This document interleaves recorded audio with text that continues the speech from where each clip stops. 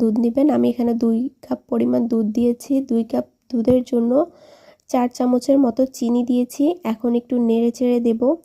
এখানে পুরোপুরি দুধ আমি দিনে সামান্য পরিমাণ দুধ আমি সরিয়ে রেখেছি। ওই দুধেই আমি এখানে 3 চামচের চেয়েও কম কাস্টার্ড পাউডার দিয়ে দেব।